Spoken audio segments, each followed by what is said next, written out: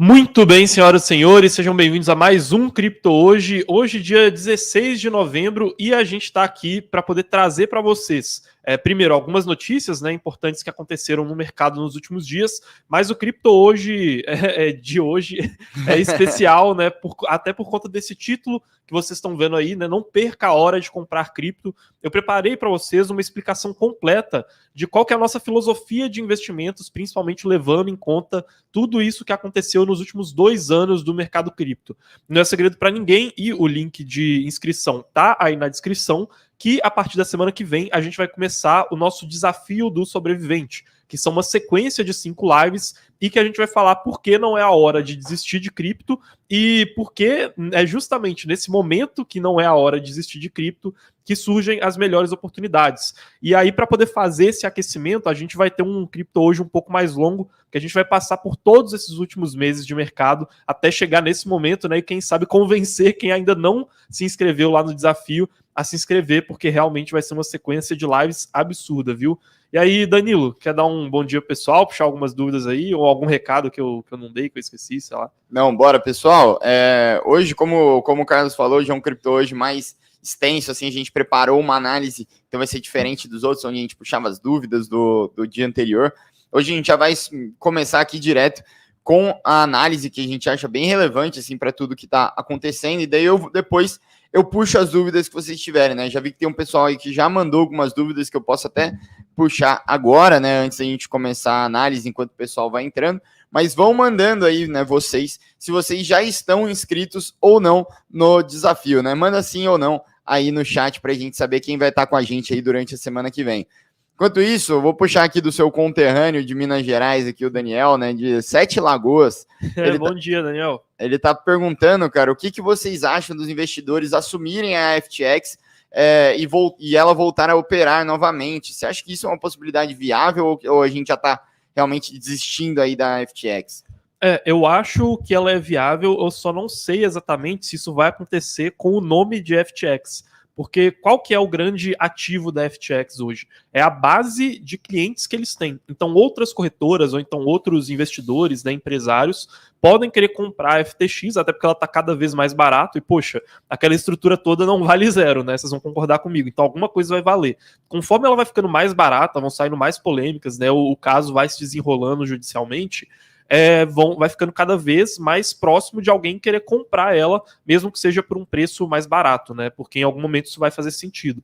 Agora, a gente só não sabe se ela vai continuar com esse nome de FTX, né? Ou então se seria uma outra corretora maior comprando a base de clientes dela e aí mudando o nome, né? Absorvendo para dentro da própria estrutura ou alguma outra empresa maior, né? Vamos supor uma rede social como um Twitter, Instagram, Facebook, querer começar a ter aplicação de corretoras e de criptos e aí comprar essa base de clientes da FTX, né? Pode ser algo que faz sentido, mas pelo prejuízo reputacional, igual eu falei, eu não sei se a fachada ali vai estar escrito FTX, né? Exatamente. Uhum. Exatamente. Daí aqui, invasão dos mineiros, o Lucas Gonçalves, ele tá falando que acompanha sempre a gente, cara. Muito obrigado aí pelo apoio.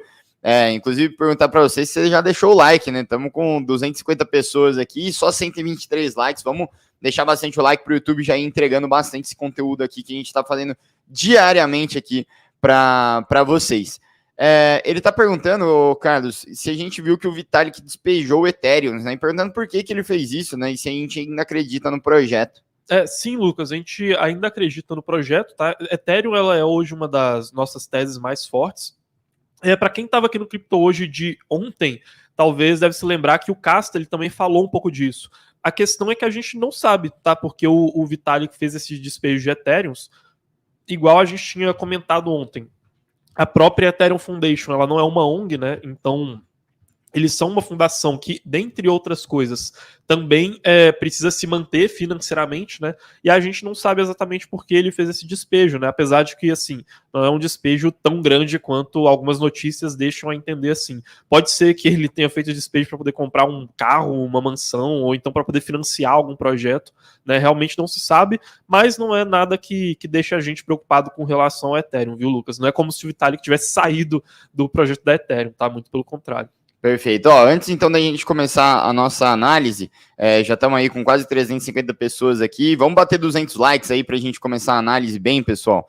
O Genário tá falando que ele é novo aqui no canal e perguntando a data da próxima Turma Pro. Genário, primeiro de tudo, se inscreve no desafio, a gente vai fazer uma sequência de aulas, já que você já vai conseguir sentir ali o gostinho da Turma Pro, né, que vai ser, a gente sempre fala, né, a melhor sequência de lives que a gente faz são os desafios, que a gente faz mais ou menos uns 3 por ano só, tá? Eles vão ser uma sequência de lives em que todo dia a gente vai fazer ali uma aulinha lá para vocês, e como o Carlos falou, nesse o foco vai ser você não desistir de cripto. E na sexta-feira, a gente vai fazer a abertura da próxima turma da Pro, ou seja, na terça-feira, no dia 25. Terça-feira não é dessa semana, na próxima, durante a última aula do desafio, tá bom? Então, mas assim, eu não sei se você entende aqui a dinâmica, o que a gente faz? Como a gente abre poucas vezes, a gente abre a Pro, daí as pessoas entram, a gente fecha ela para poder atender as pessoas que estão lá dentro. Daí, mais uma vez, sei lá, daqui a 6 meses a gente abre ela de novo, entendeu? Não é algo que fica aberto toda hora. E a gente cria listas de espera, para a gente até ter noção de quantas pessoas vão conseguir entrar. Hoje a nossa lista de espera já está atingindo ali as 4.000 pessoas, só que a gente não deve abrir tudo isso de vaga, senão a gente não tem pessoas suficientes para atender vocês bem.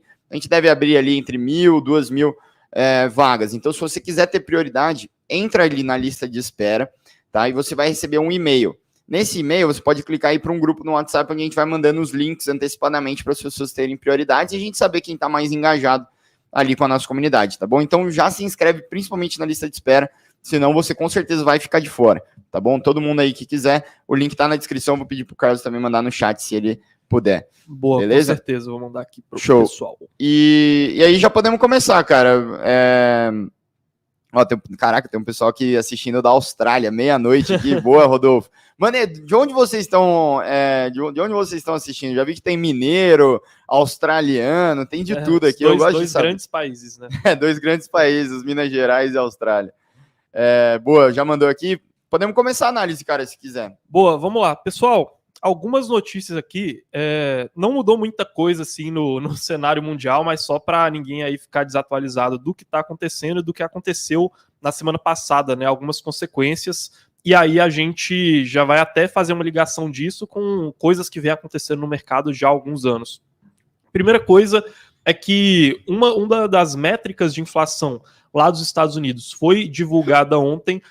Ela subiu um pouco ali, subiu mais ou menos 0,2%. A inflação de preços para os produtores, né? Então é um tipo específico de inflação e é um desses tipos que é menos importantes do que o PCE e o CPI, que são as duas principais inflações que o Fed olha na hora de decidir as taxas de juros, né? Para quem está desatualizado, a gente está sempre de olho nisso, porque dependendo se a inflação vier muito alta, lá em dezembro pode ser que o Fed mude de ideia, né? E talvez aumente a taxa de juros acima do que o mercado está esperando atualmente, mas por enquanto realmente parece que a inflação ela está vindo abaixo do esperado, pelo menos esses outros índices ali, e isso está deixando o mercado um pouquinho mais otimista, tá? Então, notícia de ontem ali, a inflação de preços ao produtor nos Estados Unidos veio um pouco abaixo do esperado. E aí, né, ontem, no final da noite, né, depois que o mercado ele tinha começado a se animar com isso, a gente teve essa notícia aqui de um míssil russo caindo lá na Polônia, né? E aí, pelo menos até onde eu tinha lido ontem à noite, depois eu vou me atualizar um pouco mais sobre isso, ainda não tínhamos muitas explicações oficiais e os líderes ali de países europeus estavam tentando se reunir para ver exatamente o que tinha acontecido, e aí é aquilo, né? Uma notícia acabou fazendo o mercado subir um pouco, a outra foi lá e devolveu tudo em boa parte dos mercados de renda variável, né? Óbvio, vai depender de exatamente qual a bolsa de valores a gente estava falando, muitos não estavam abertas no momento, mas boa parte dos mercados de renda variável, quando absorveram essa notícia aqui, devolveram o ganho que tinham tido da notícia anterior com relação à inflação, tá? Isso aqui só para mostrar para vocês que, olha, parece que as coisas estão caminhando melhor, mas a gente ainda está em um cenário macroeconômico de incerteza, um cenário geopolítico de incerteza, então coisas ainda podem acontecer nesse meio do caminho, né? E apesar da gente estar para muitas pessoas, começo de uma recuperação, né, isso é sempre contando que nenhuma surpresa aconteça no meio do caminho. Eu tava pedindo uma água aqui para produção, daí eu só ouvi você falando, parece que as coisas estão indo melhor, e a foto, né, o míssil caindo na Ucrânia. Estão indo melhor, né, pelo menos economicamente, né? Mas aí, igual eu falei, podem ter tá surpresas iniciando no caminho, a recuperação, né? E a gente tá tendo surpresa, não é que tá indo melhor e caiu os mísseis. Exato. E aí, né, mostrar aqui para vocês algumas das consequências aqui nesse relatório da Arcane, das consequências daquela quebra da FTX que a gente teve na semana passada. Então tem só 2 gráficos aqui que eu queria mostrar para vocês. O primeiro é esse aqui, que mostra algumas entidades que perderam dinheiro depois que a gente teve essa quebra da FTX. E aqui entram principalmente vários outros fundos de Venture Capital, tá? Então a Genesis Trading, a Galaxy Digital, a CoinShares, né? Vários fundos acabaram passando por isso. E um segundo gráfico aqui também, que eu queria mostrar para vocês. Deixa eu ver se eu consigo encontrar aqui. Cadê? Assim, esse aqui. A gente teve um aumento de novo ali do volume de bitcoins sendo movimentado, tá? E isso aqui, principalmente deles sendo movimentados para fora de corretoras. Então a gente teve esse pico, né, um pânico do mercado e esse prejuízo de vários outros fundos de Venture Capital, além do fundo da FTX, tá? Então isso aqui é basicamente para poder atualizar um pouco você sobre o que está acontecendo. E aí, né, óbvio, o preço do Bitcoin está respondendo a tudo isso de uma maneira meio esquizofrênica, né, meio eclética, e ali estando por volta da faixa ali dos $17 mil. Mas, como eu disse, né, vão acontecendo coisas no meio do caminho, com essa incerteza geopolítica, incerteza macroeconômica, que a gente não sabe ao certo se isso pode ser puxado para cima ou para baixo, né?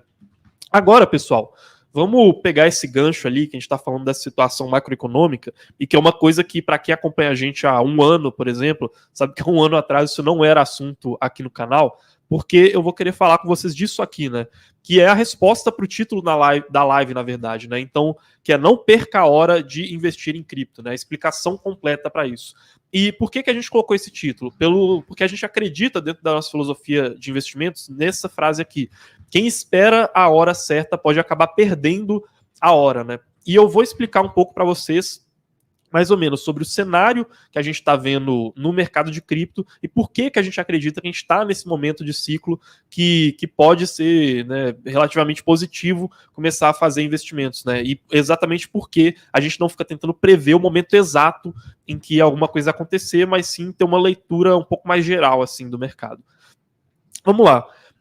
Há quanto tempo que a gente começou a falar de macroeconomia, né, e como que boa parte dessa saga que foi resultar no que a gente foi parar hoje começou? Lá com o Covid-19, tá? Então, para quem não se lembra, esse aqui é uma timeline ali que começa lá em 2020 e que estava falando do Covid-19, foi quando os mercados eles começaram a ficar em pânico com o que poderia acontecer no mundo, né? E aí, junto com esse pânico dos mercados, a gente começou a ver algumas coisas acontecendo. Por exemplo, a gente teve aquilo que foi chamado do Covid Day, que aconteceu lá em 16 de março de 2020, e aí as ações na Bolsa de Valores americanas caíram mais de 12% em um único dia. E aqui no mercado cripto, quer dizer, deixa eu mostrar aqui para vocês, né, como que isso respondeu lá na Bolsa de Valores americana primeiro. Vocês vão conseguir perceber aqui em março de 2020, março de 2000, aqui, ó, né, fevereiro e março de 2020. Então vocês vão ver, né, a gente teve essa queda aqui muito profunda da Nasdaq, que é a bolsa de tecnologia lá dos Estados Unidos. Isso aqui aconteceu no meio desse pânico do Covid, e aí começou a ter toda essa incerteza macroeconômica que estava acontecendo no mundo todo. Junto com isso, e aí são algumas notícias que vocês devem ter visto, a gente acabou tendo um acionamento das autoridades americanas para tentarem resolver essa situação, até porque uma incerteza, junto com essa queda financeira tão grande, acaba não favorecendo ninguém, né? E aí, muitos de vocês já devem ter visto esse tipo de manchete aqui que eu vou mostrar para vocês.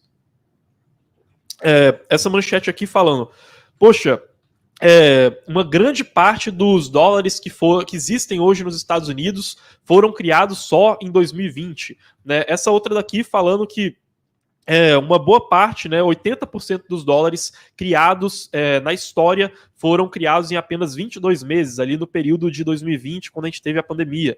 Essa outra manchete aqui falando pra gente que 35% dos dólares foram impressos em apenas 10 meses.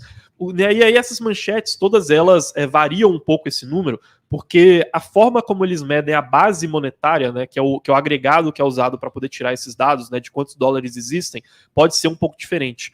Mas o fato é que, nesse momento, né, e aqui eu estou mostrando um gráfico para vocês, dessa base monetária completa ali de dólares, né, americanos, a gente teve um aumento muito grande dessa circulação de moeda, né? Então vocês podem ver bem aqui, ó, em 2020, esse aumento da circulação de moeda. E por que isso foi feito? Justamente porque as autoridades dos Estados Unidos queriam dar um jeito de consertar isso aqui, né? No mundo todo a gente tinha toda essa incerteza acontecendo e a bolsa de valores caiu pra caramba em um único dia.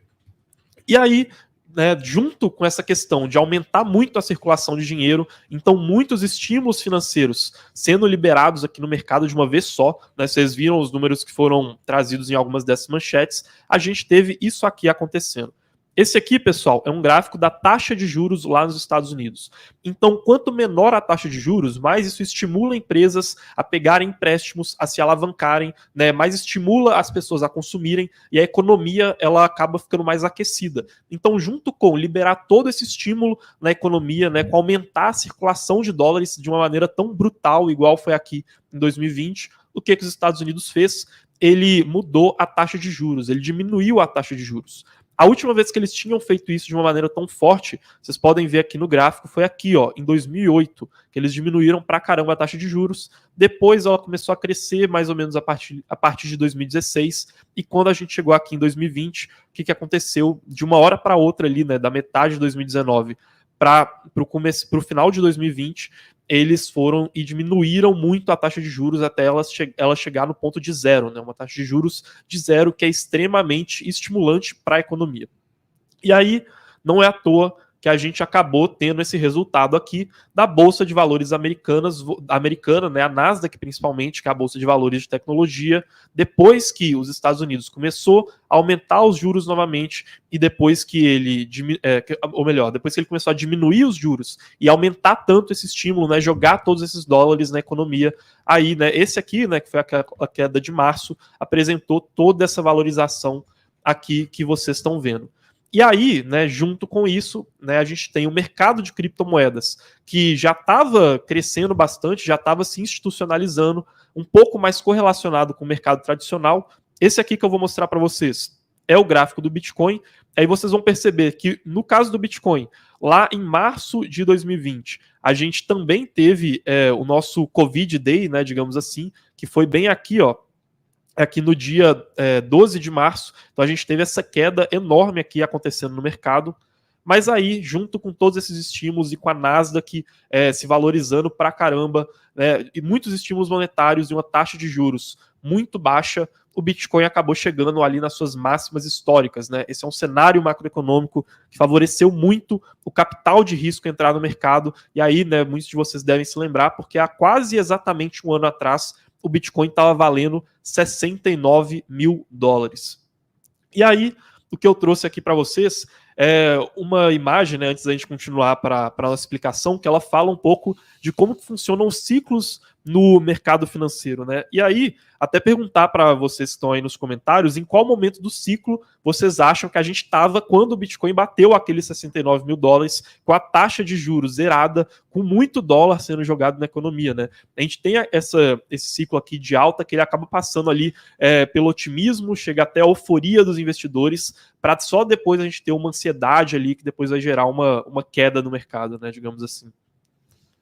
Cara, muito bom, cara, excelente. Tava vendo aqui os feedbacks da galera. Inclusive, pessoal, acho que a gente tem que dar os parabéns aí pro Carlos por essa análise aí, né? O que falando, na moral, adoro o Carlos. Parabéns, Carlos, aí, o Yuri. Parabéns, Carlos, que profissional você é, meu mano. Exemplo, muita gente que estuda esse mercado. Então, momento aqui para deixar o feedback aí pro Carlos, que quase nunca recebe. Sempre todos os feedbacks vão ali pro Casta, nosso careca cabeludo, porque ele tem cara de mais velho, ou então pra Nicole, merecidos os feedbacks também, porque ela é mais bonita que ele, né?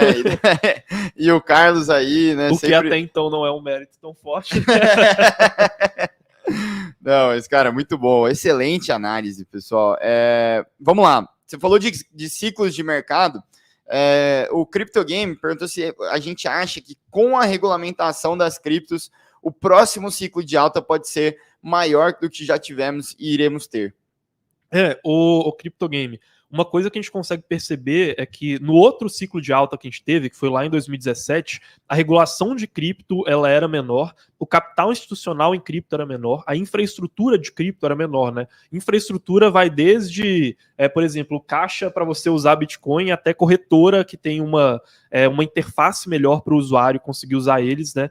E quando a gente teve essa infraestrutura maior e essa regulamentação maior, isso aumentou muito a questão da alta, né, do último ciclo, até porque a gente conseguiu ter esse capital que antes só estava na bolsa de valores, esse capital dos grandes fundos, entrando no mercado cripto também. Então ele ajudou a impulsionar muito esse ciclo de alta. Então eu acho que a regulação ela pode aumentar o próximo ciclo de alta, porque eu acho que ela aumenta essa tendência, né? Essa mesma tendência que a gente viu criando esse ciclo de alta tão grande nesse último ciclo, também foi o que gerou esse ciclo de alta, pode gerar esse ciclo de alta ainda mais forte no próximo ciclo.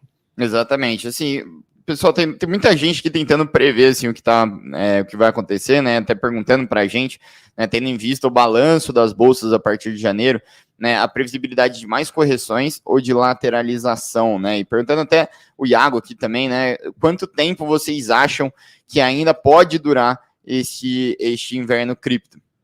Vamos lá então. Vou prosseguir aqui com a explicação, que a gente vai chegar nesse ponto aí.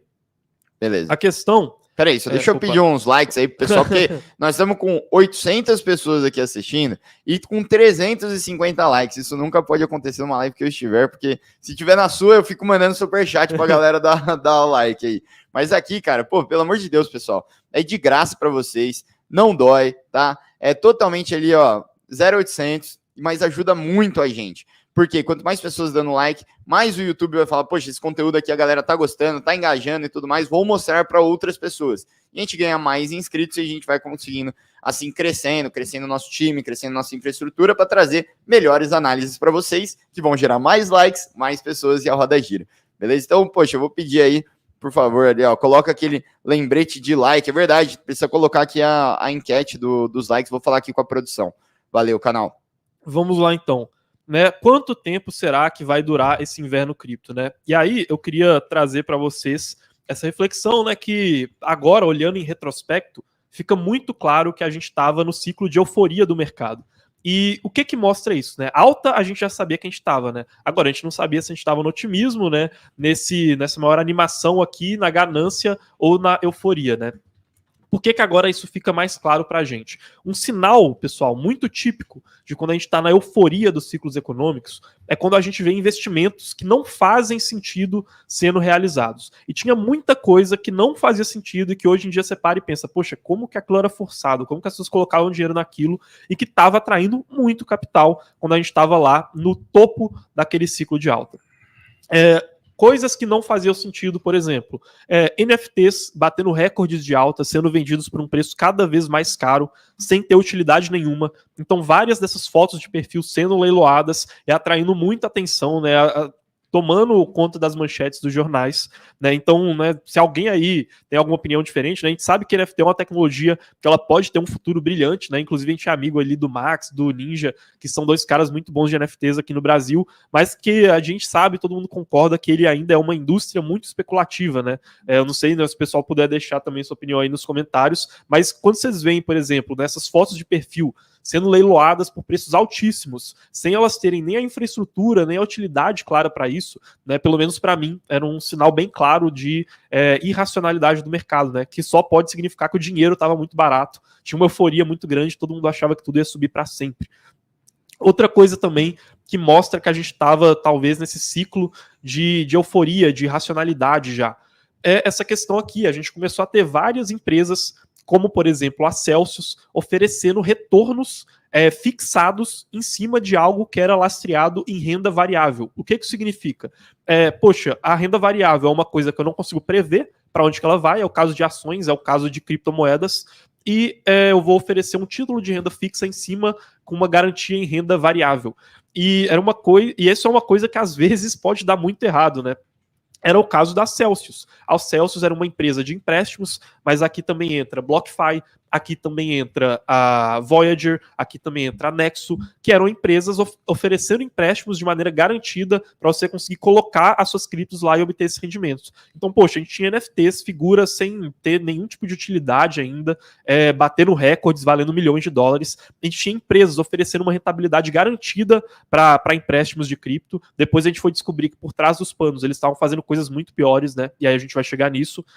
A gente também tinha os intelectuais que estavam por volta do mercado cripto, tendo algumas teorias que pareciam com otimismo infinito. Então esse aqui que eu estou mostrando para vocês é o resumo de um podcast que ele foi gravado lá em 14 de dezembro de 2021. Quer dizer, o resumo é de 14 de dezembro, o podcast, se eu não me engano, saiu ali no mesmo mês, tá? Em dezembro do ano passado. Esse podcast aqui, ele é gravado, ou ele era gravado, por dois caras.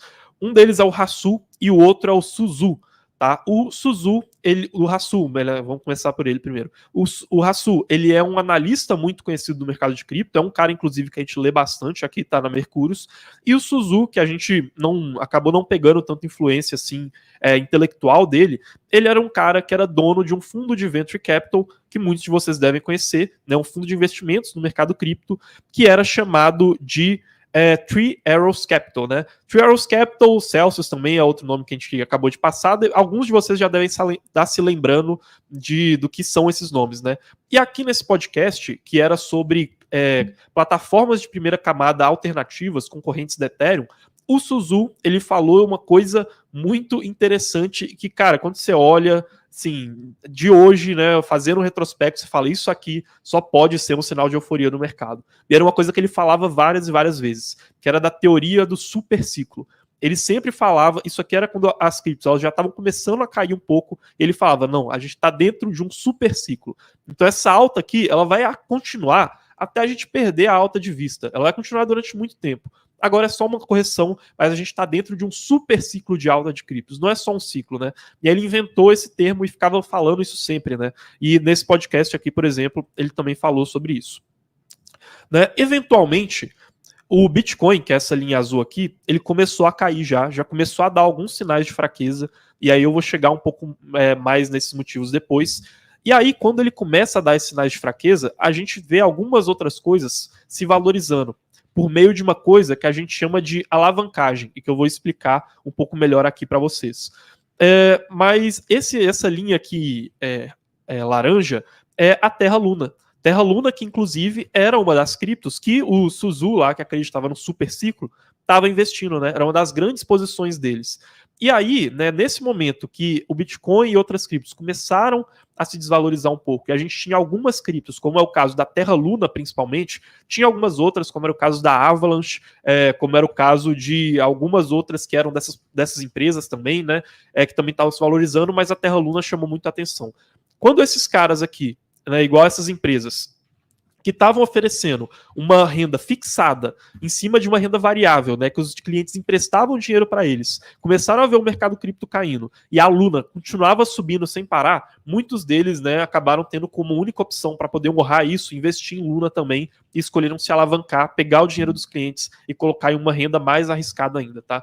Depois, né, acho que muita gente já deve estar entendendo aonde que isso foi parar, né, com o que aconteceu depois, que foi a queda da Terra Luna, que depois chegou ali a zero, né?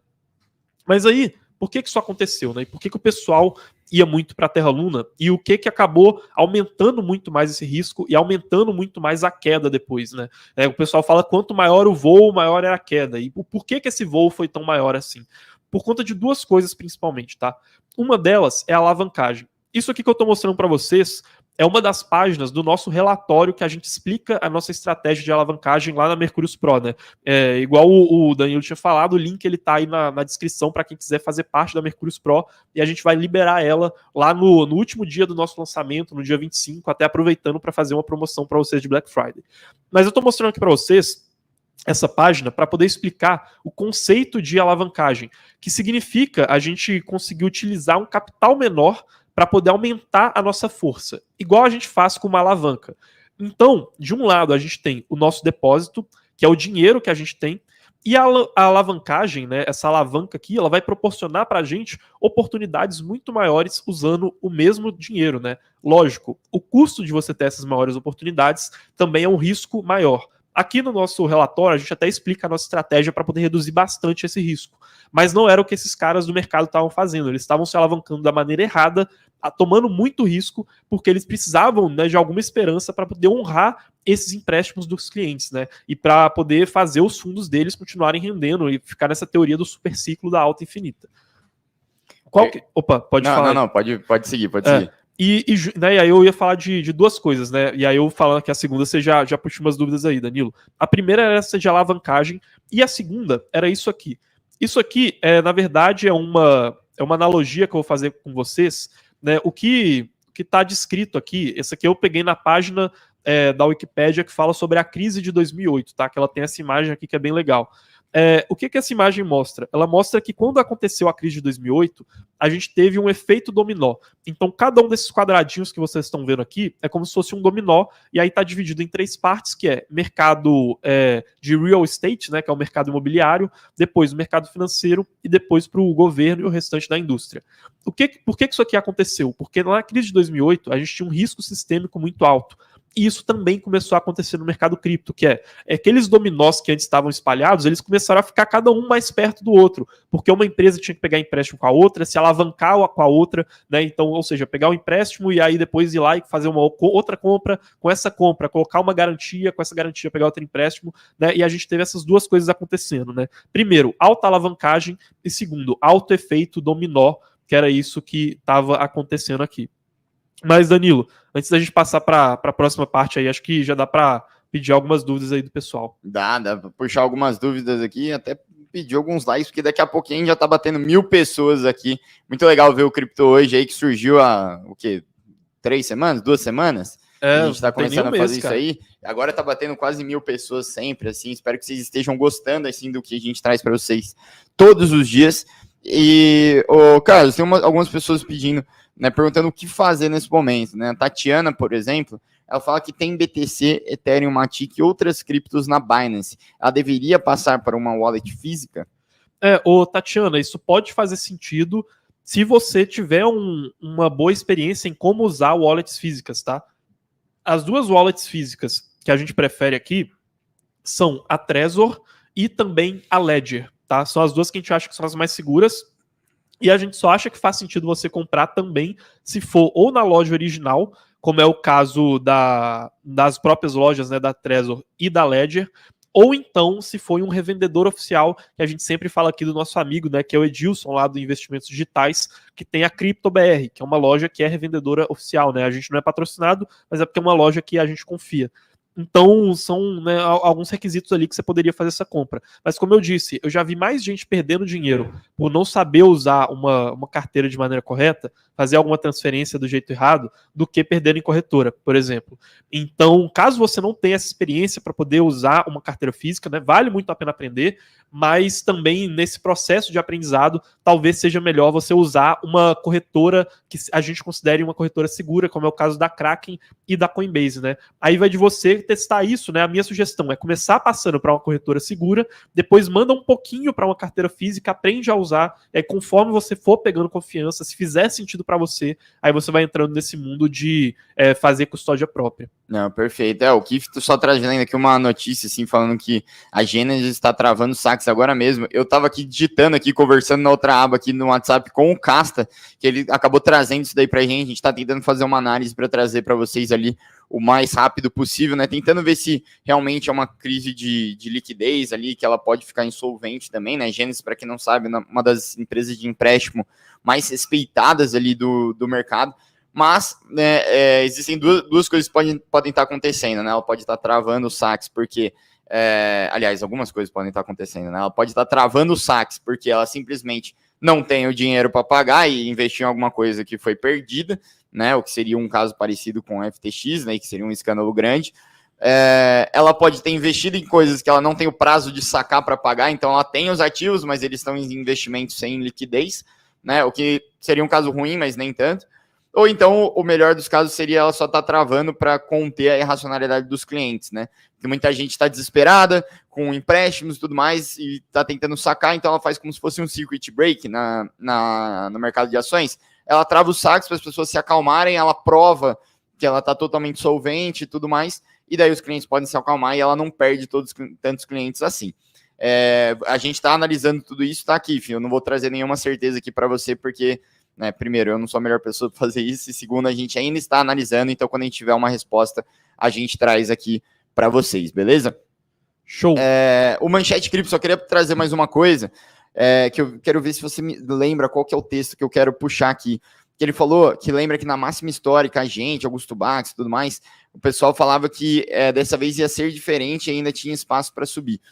Essa frase que você puxou é muito interessante, dessa vez vai ser diferente, porque tem um texto, esqueci o nome do gestor, que fala dos ciclos de mercado, um desses mais famosos, caralho, não sei, o Bills sempre fala desse livro, esqueci o nome do texto, mas que o erro dos investidores é pensar que dessa vez vai ser diferente, né? E esse é um dos princípios que a gente tem aqui no mercado. Então, por exemplo, pensar que toda queda, dessa vez o mercado vai colapsar e não vai existir mais cripto e o Bitcoin morreu. Ou dessa vez é alta infinita to the moon, né? Então é algo que a gente não costuma fazer, tá, o Manchete? Não é algo assim para o pessoal aí que acompanha a gente há mais tempo, que a gente costuma falar que dessa vez vai ser diferente e vai ser infinito, porque no geral a história ela não se repete, mas ela rima bastante.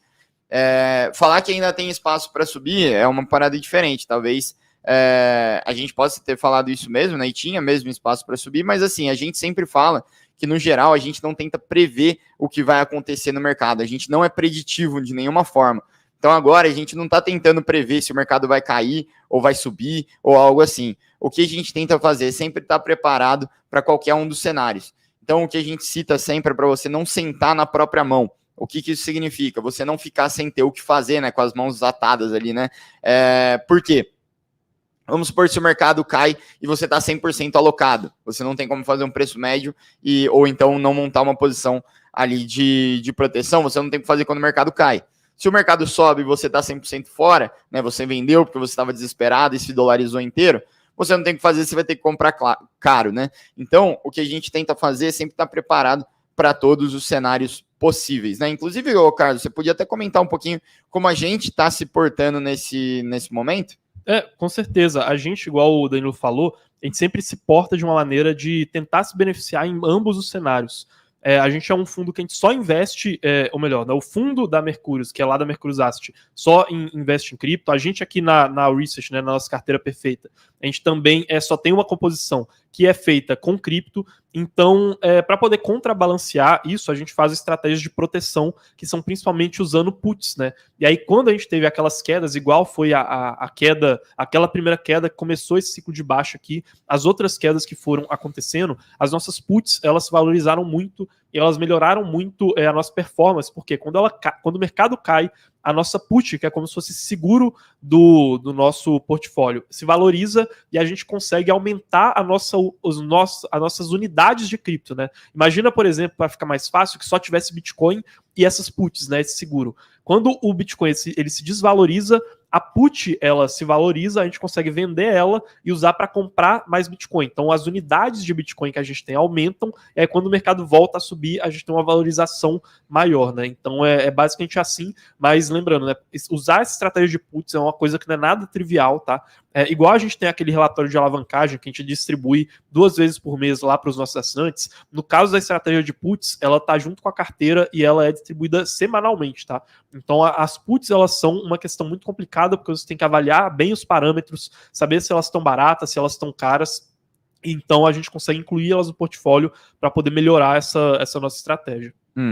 Perfeito, cara, excelente.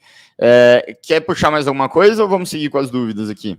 Vamos seguir aqui, porque aí eu vou chegar então nesse ponto que a gente está no ciclo de mercado hoje, né? Porque o que aconteceu aqui então? A gente teve toda essa alavancagem, a gente teve todo esse risco sistêmico, esses dominós sendo colocados no mercado cripto, mas aí chega uma hora que as coisas elas começam a cobrar o seu preço. Esse gráfico que eu estou mostrando aqui para vocês é o da inflação lá nos Estados Unidos. Vocês podem ver que até mais ou menos ali 2020 ela estava relativamente controlada, ali na meta de inflação do Fed, que é de 2%, só que aí, em um ano, ela praticamente explodiu e ela foi ali para casa dos 8%, tá? Dependendo de qual a medida que você usa. O que é o recorde dos últimos 40 anos, né? Então, toda essa questão da impressão de dinheiro do governo americano, da diminuição das taxas de juros, começou a gerar essa consequência da inflação muito alta. E para quem não sabe, né, ou não tem esse entendimento assim de um pouquinho do básico assim da economia, óbvio, aqui é uma simplificação bem grosseira, tá, pessoal? Tem esse desenho aqui legal, que é de uma das matérias da Bloomberg, que mostra essa corda bamba do Banco Central americano. Então, de um lado, ele tem que equilibrar essa questão, né? E ali tem aquelas pessoas, que é a questão do desemprego, porque é a questão da economia real, das empresas indo bem, né? Da bolsa de valores não desvalorizando igual ela estava se desvalorizando, mas do outro lado ele tem, com essa nota de dinheiro aqui, a inflação. Então, se ele tenta melhorar a economia, estimular a economia, uma hora ou outra, isso acaba aumentando a inflação e ele fica nessa corda bamba. E aí, qual que foi o resultado do mercado, ou melhor, o resultado que o banco americano ofereceu das suas soluções para tentar controlar isso? A gente teve isso aqui, né? Esse aqui é, de novo, aquele gráfico da taxa de juros, que foi zerada quando a gente chegou naquele período do Covid, e ela começou a aumentar de novo, né? Quando o Fed ele se assustou com essa inflação que ele achava no começo que seria transitória, e ela foi permanecendo e começando a prejudicar a economia, ele falou, cara, embora no curto prazo isso aqui vá prejudicar, no longo prazo ter uma inflação alta é muito pior, então a gente vai ter que aumentar a taxa de juros para controlar isso. E com esse aumento da taxa de juros, começaram a acontecer várias coisas. Óbvio, a gente começou a ter essa resposta lá no mercado financeiro tradicional, nas bolsas de valores, igual foi o caso da Nasdaq, que aí essa alta que ela teve aqui, e que já vinha lá, né, desde março de 2020, ela começou a ser devolvida ali para o mercado, e hoje, né, vocês podem ver aqui que a Nasdaq, essa bolsa de valores de tecnologia, já se desvalorizou bastante em comparação com aquele ponto máximo que ela tinha chegado. E nos mercados mais arriscados ainda, como é o caso do mercado de criptomoedas, simbolizado aqui, né, representado pelo Bitcoin, isso não foi diferente. Então a gente saiu lá daqueles 69 mil dólares, que foram a nossa máxima histórica, fomos caindo até chegar hoje nesses 16, 17 mil dólares, que a gente está oscilando mais ou menos, né? E aí, se o Bitcoin respondeu dessa maneira, de novo, né, a gente pode voltar aqui naquele gráfico que eu tinha mostrado, o que estava mais alavancado ainda, que era o caso da Terra Luna, essa linha laranja aqui, respondeu de uma maneira pior ainda. Então, por ela ter uma estrutura de alavancagem que era muito intrínseca a ela, ela começou a cair muito mais por conta dessa maneira econômica de como a criptoluna funcionava, né? Vocês devem ter até se lembrado que nessa época a gente começou a fazer algumas lives aqui no canal e a gente fez uma semana inteira de lives. Então essa daqui, por exemplo, quando a Terra Luna tinha caído 50%, vocês devem ver aqui,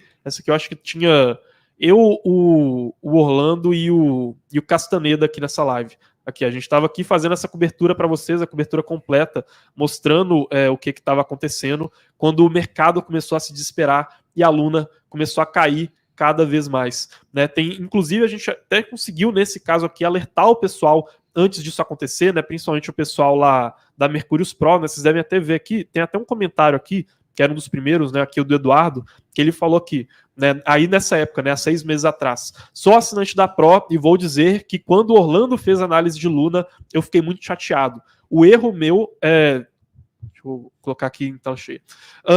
Erro meu ver a análise dele com viés, né, e sou prova viva que a turma da Mercúrios é extremamente profissional, que eles têm um moat com relação aos outros, né, com as outras análises. Eles não têm viés, fazem uma análise profunda, né, fico triste de não ter ouvido eles em abril, cara, quando a gente falou para o pessoal sair de Terra Luna, poderia ter economizado, né, 4% de perda que eles tiveram, né, muita gente aqui falando disso, porque nesse caso a gente conseguiu alertar o pessoal para eles saírem de Luna, né, e aí a gente fez várias lives explicando quando o negócio caiu 50% para saírem mais ainda de Luna, mas aí acabou que chegou a zero, né, a Luna. E aí a gente começou a ter esse processo de desalavancagem no mercado, tudo caindo, e, né, isso começou a mostrar os primeiros resultados, como por exemplo, né, o Suzu lá, que era aquele CEO do Three Arrows Capital, o fundo de investimentos em cripto que acreditava no super ciclo, falando aqui, olha, aquela teoria que eu tinha do super ciclo estava absurdamente errada, né? Estava lamentavelmente errada. As criptomoedas ainda vão prosperar e vão mudar o mundo um dia, mas aquela teoria do super ciclo estava absurdamente errada, né? E aí ele até se desculpou, né? E depois, em um momento, passou até a ser procurado internacionalmente porque perdeu o dinheiro de muitos investidores de uma maneira com uma alavancada de forma muito suspeita, né? né? E aí a gente continuou tendo consequências disso. Para quem achava que o caso da Terra Luna tinha passado, depois acabou que algumas empresas, como era o caso da FTX, ou então de algumas empresas de empréstimos, igual foi o caso ali da Celsius, que eu mostrei para vocês, de outras empresas como a Voyager, como a BlockFi, como a Genesis, né, que o Danilo acabou de falar aí para a gente, que ela bloqueou os saques dos clientes, que a gente está querendo entender o que está acontecendo lá. Caíram ainda mais nesse processo de desalavancagem. Chegou uma hora que o mercado caiu tanto e, no final das contas, eles estavam apostando tanto com o dinheiro dos clientes de uma maneira irracional, muito expostos por conta da crise de Terra Luna, que aí aconteceu, né, essa quebra da FTX por conta de vários motivos internos, mas também de alavancagens que eles fizeram, de efeito dominó que eles tinham criado com outras empresas cripto. E aí, né, na semana passada, vocês devem ter percebido que a gente fez várias lives falando sobre isso, muita gente passou a acompanhar a gente depois dessas lives, fazendo essa cobertura, né? A gente, felizmente, conseguiu avisar muitas pessoas quando o problema começou a acontecer, né, ali no começo da semana passada, para poderem retirar o dinheiro da FTX logo quando a Binance anunciou que ia comprar, né? E aí depois, mas aí, infelizmente, muitas pessoas ainda deixaram dinheiro, e aí, né, 1 ou 2 dias depois eles bloquearam saques, depois eles declararam falência, foram hackeados e assim por diante, né? Então é nesse momento que a gente está agora no mercado de cripto, né? E como eu disse, esse efeito dominó que tinha aqui na FTX, então essa aqui, por exemplo, é uma tabela que eu estou mostrando para vocês, que tinha relações da FTX com vários fundos de investimento, a Paradigma, a Genesis Trading, a CoinShares, a Crypto.com, né, ali a empresa de corretagem, né, vários grupos diferentes, a Celsius, a Jump Crypto, Pantera Crypto e assim por diante. E aí, né, qual que foi, né, e aqui não mostrar para vocês só essa imagem aqui, que ela mostra para vocês quais que eram os projetos que a FTX investia, né, no mercado de cripto, FTX e Alameda, né? Então vocês podem perceber que tem muita coisa aqui, muita coisa mesmo que estava exposta diretamente, além das empresas que estavam expostas diretamente. E aí, né, a gente volta aqui nesse nosso gráfico para poder perguntar, pessoal, onde vocês acham que a gente está nesse momento mais ou menos do ciclo, né? Igual o Danilo falou. E de novo, a resposta para esse título da live, né, que você pode perder a hora de investir em cripto. Quem espera a hora certa pode perder a hora. Então a gente aqui não tenta acertar o momento certo, mas na verdade isso é uma apresentação que muito mais do que querer mostrar para vocês que agora é a hora de investir, agora não é. É uma apresentação para tentar mostrar para vocês do porquê esse não é o momento de desistir, né, ou então de sair do mercado, né, e que é o tema, né, a gente vai ter 5 aulas na semana que vem, sempre às 8 da noite, né, para quem se inscrever no link do desafio que está aí na descrição, explicando detalhe por detalhe com o Orlando e o Danilo aqui, mostrando para vocês como se preparar e agir a partir de agora, né, mas, enfim, espero que tenha ficado claro, né, por que a gente não acha que é a hora de desistir de cripto, né? Por que é tão interessante assim vocês participarem lá do desafio? E aí vamos responder mais algumas perguntas de vocês, né? Tô vendo aqui o Felipe falando do estamos no pânico, né? Com certeza. Eu tô vendo alguns sintomas disso, tá, Felipe? Mas como eu disse, a gente não tenta acertar exatamente em qual ponto a gente tá. A gente se preocupa muito mais em acertar quais as criptos certas, né? E qual a estratégia correta.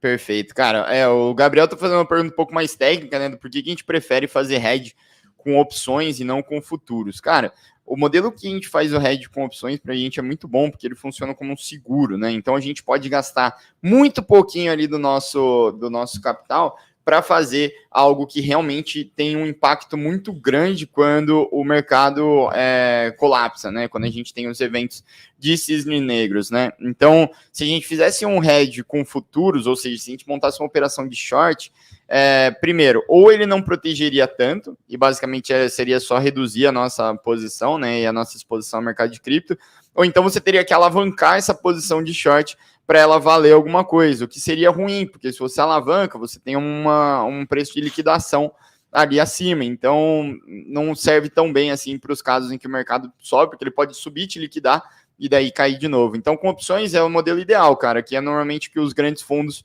fazem. A gente compra uma put, né? Eu sei que eu tô falando uma parada bem técnica, mas acredito que você deva entender, mas o que a gente faz é comprar uma put bem fora do dinheiro, tá? Então, lá embaixo, por exemplo, ali o mercado agora, a gente deve estar com put ali em 14 mil dólares, algo assim, para quando o mercado cair, essa put ela se valoriza ali de 10 a 15 vezes, tá? Então a gente consegue pegar, sei lá, com 1% de capital, a gente cai 15% a menos do que o mercado, né? O que já é ótimo, né, no longo prazo, porque se a gente acionar essa put ali 2, 3 vezes no ano, a gente já ganha 30% ali na hora. né? E se esse mercado voltar a subir, esses 30% começam a valer quase 60%, 90%, 100% ali o que a gente conseguiu descolar. É o que a gente chama de abrir a boca do jacaré, né? Porque você abre a boca e ela vai só abrindo mais ao longo do tempo. É por isso que a gente escolhe fazer o hedge com opções e não com futuros. Se você é Mercúrios Pro aí e não entendeu, a gente tem um curso que a gente explica só como fazer esse tipo de proteção, beleza? O Carlos, o Thiago está perguntando se a gente acha a Kraken e a Coinbase mais seguras do que a Binance. Sim, a gente acha a Kraken e a Coinbase mais seguras, porque apesar da Binance ela também estar entre esse grupo de corretoras que foram consideradas boas nos rankings de regulação internacionais, ela está lá há muito menos tempo do que Kraken e Coinbase. A gente tem inclusive, né, um link que eu vou mandar para vocês e que também vai estar aí na descrição, que é do nosso comparador de corretoras, tá? Lá a gente colocou 4 rankings juntos para vocês. A nossa opinião lá, que é de Kraken, Coinbase e Gemini, sendo as melhores, mas a gente também publicou lá os 2 rankings internacionais mais usados para segurança e para avaliação da custódia das corretoras. Também colocou um comparador das taxas de corretoras e também agora a gente colocou um link lá que mostra quais corretoras estão provando já para os clientes que eles possuem as reservas que eles dizem possuir, né? Que é o chamado Proof of Reserve, que agora está começando a entrar em alta porque as corretoras querem provar que elas não são uma FTX, né? Digamos assim. Então a gente lá também colocou essa tabela de quais já fizeram essa comparação e é totalmente gratuito, tá, pessoal? Esse link do ranking de corretoras. Uhum. Perfeito, cara, excelente. Vamos lá, puxar mais uma aqui. Enquanto a gente está caminhando, para quantos likes a gente está? Se a gente está com 1.200 pessoas aqui ao vivo, estamos com quase 900 likes. Será que a gente consegue bater 1.000 likes aí, pessoal? Até o final da live vai ser muito, muito importante para a gente. A gente poderia até colocar isso como meta de agora em diante para os Crypto hoje. Para ele ter sucesso, significa que a gente vai ter que bater 1.000 likes. O Rodolfo falando, um sinal de fundo do mercado é que o aumento de haters em lives de criptomoedas. Sinal claro do desespero. Realmente, Rodolfo, a gente vê muito hater por aí, né, Carlos? E assim, Rodolfo, acho que uma coisa interessante falar é que esse é um sinal, para mim, muito claro de qual momento do ciclo a gente está, né? Mas a gente não está aqui tentando fazer uma previsão se esse momento ele é o tempo exato do fundo do mercado, ou se não pode cair mais, ou se pode subir mais, né? A gente, inclusive, quer deixar isso bem claro, né? Pode ser que semana que vem o mercado caia de novo, né? Tenha mais uma dessas quedas. A gente não quer de maneira alguma dizer que a gente chegou em um fundo do mercado, mas ele é um sinal, né, desse ciclo e que, de novo, né, ele mostra um pouco desse sentimento de pânico, de desespero, mas que, como eu disse para vocês, olha, historicamente é nesses momentos de pânico, é nesses momentos de desespero do mercado que a gente tem os piores momentos possíveis para você querer desistir de investir, né? Até porque a infraestrutura do mercado de cripto só avançou, né? Então, mesmo tendo essa desalavancagem muito alta, mesmo tendo várias empresas quebrando, a infraestrutura de cripto, a tecnologia de cripto melhorou muito nesse último ano, a presença de institucionais em cripto também, e aí, né, foi isso que fez com que o último ciclo de alta fosse tão forte, e é isso que a gente acredita que agrega tanto valor intrínseco para essas criptos e que fazem a gente querer investir nelas, mesmo tendo essa oscilação irracional de preço de tela acontecendo no mercado. Boa, excelente, cara. Deixa eu ver se eu consigo puxar mais alguma coisa interessante aqui para a gente.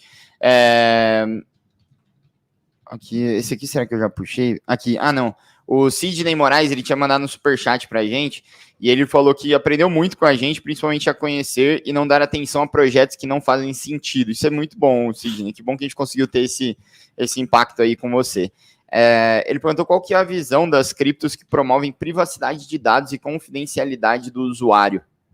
O Sidney, para mim, né, e aí, né, obrigado por ter falado que aprendeu muito com a gente, valeu pela confiança ali. O Sidney, eu acho que a questão da privacidade ela tem muito a ver com como os reguladores estão vendo essas criptos dentro do mercado. Então, para alguns reguladores, algumas criptos, como era o caso do Tornado Cash, ofereceram uma ameaça para a questão da lavagem de dinheiro, de fuga de impostos, e elas acabaram sendo sancionadas e sofreram muito com isso, tá? Agora, outras criptos, elas podem tentar trazer essa questão da privacidade, mas permitindo a identificação do usuário, como é o caso do projeto Polygon ID, que está sendo desenvolvido pela Polygon, tá? Tem outras que elas estão no meio termo, como é o caso da Secret Network, né, que a gente ainda não sabe se o regulador vai ver ela mais como uma Tornado Cash ou como uma Polygon ID, mas é pensar muito nisso, se ela está desenvolvendo algo que pode ser encarado com uma visão pessimista pelos reguladores, ou então se ela está desenvolvendo uma coisa que pode, na verdade, auxiliar a questão da privacidade, mas ao mesmo tempo permitindo a identificação dos usuários. Não, perfeito. Tinha mais uma aí que você queria puxar aqui, né, o Carlos? Sim, essa daqui cara, não sei se leu o seu nome, o Havaiano RJ, é isso? Pode. Vamos lá. Ele está falando aqui, né? Ele comentou, estão falando que os prazos de retiradas de apostas no Ethereum foram retirados e que agora não tem data certa, querem travar os Ethereums da galera, centralização e controle.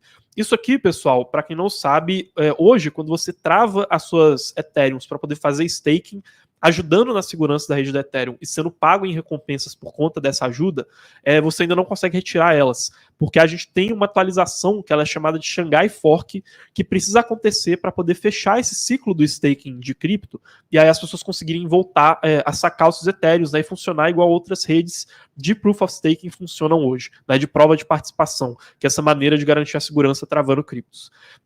E aí, recentemente, né, a Ethereum Foundation, se não me engano, tirou essa parte do site deles ou alguma coisa do tipo, né? Pelo menos foi isso que eu vi as pessoas comentando. E aí começaram a ter esses boatos que, olha, eles adiaram, não vai mais acontecer o saque e tal, estão travando as criptos. Pessoal, o Shanghai Fork ele está previsto para acontecer mais ou menos dentro de 6 a 12 meses, tá? E aqui para vocês eu estou trazendo um resumo da última chamada que tiveram dos desenvolvedores da Ethereum ali no dia 11 de novembro.